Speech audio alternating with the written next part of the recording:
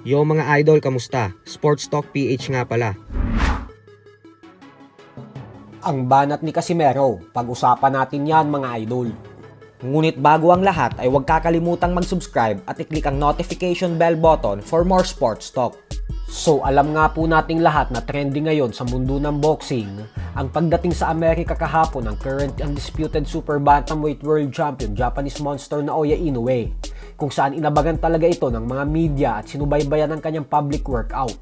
Bukod dyan ay nagkaharap na din sila sa kauna-unahang pagkakataon ng kanyang makakasagupa sa May 4 na si WBA Super Bantamweight No. 2 contender Ramon Cardenas. Bagamat naging marespeto ang dalawa sa isa't isa, ay hindi pa din maiwasan ng mga fans matakot sa posibleng sapitin ni Cardenas kay Inoue dahil kumbinsido ang karamihan na wala talaga ito sa level ng binansagang halimaw ng Japan. Kaya naman naniniwala sila na maaga itong matutulog at napakadali lang umano nitong laban para sa former pound for pound king na si Inoue.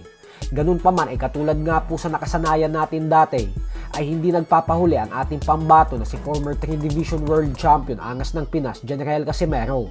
Ito po ay dahil sa tuwing may paparating na laban si Inoue, ay talagang nag-iingay si Casimero at binabanatan si Inoue nang dahil sa mga pipitsuging mga boksingero umano ang hinaharap nito. At ngayon nga po ay muli na naman itong bumanat matapos mag-post sa kanyang official Facebook page na Cuadro Alas It's My Boy, na saan na naman daw ba napulot ni Inoue ang kalaban nito. Nagmukha lang daw kasi itong nagpapapicture sa kanya at na mahihina daw ang mga ito. Subalit asahan po natin na hindi nasasagot si Inoue sa mga banat ni Cuadro Alas dahil bukod po sa nakafocus ito ng gusto sa laban niya, gawa ng ito ang magsisilbing pagbabalik niya sa Amerika makalipas ang halos 4 na taon, ay sa katunayan po kasi ay magmula nang mawala ng WBO belt sa bantamweight si Casimero ay hindi na po talaga ito binibigyan pa ng pansin ni Inoue. Hindi na din siya sumasagot sa mga birada sa kanya ni Casimero.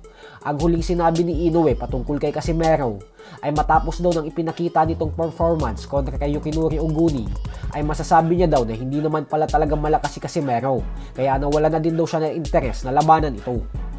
Sa kabilang banda naman mga idol ay matapos nga pong manalo via technical knockout ng current unified undefeated WBA and IBF welterweight world champion Jeron Boots Ennis kontra sa former undefeated world champion Imantas Estaniones 2 linggo pa lamang ang nakakalipas, ay sinabi nga po ng promoter nito sa Matchroom Boxing Promotions na si Eddie Hearn na nangangako daw siya kay Ennis na ibibigay niya dito ang malalaking laban na hinahangad nito.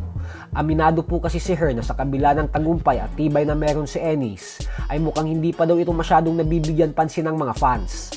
Pwede daw itong maihalin tulad kay Terence Crawford. Kaya naman gagawin niya daw ang lahat upang maging isang ganap na superstar si Boots Ennis. At hindi niya daw gagayahin ang mga promoter na humawak kay Crawford, na siyang naging dahilan kung bakit nabigo itong magkaroon ng pangalan sa boxing na kagaya kila Canelo Alvarez. So hanggang dito na lang po muna tayo mga idol.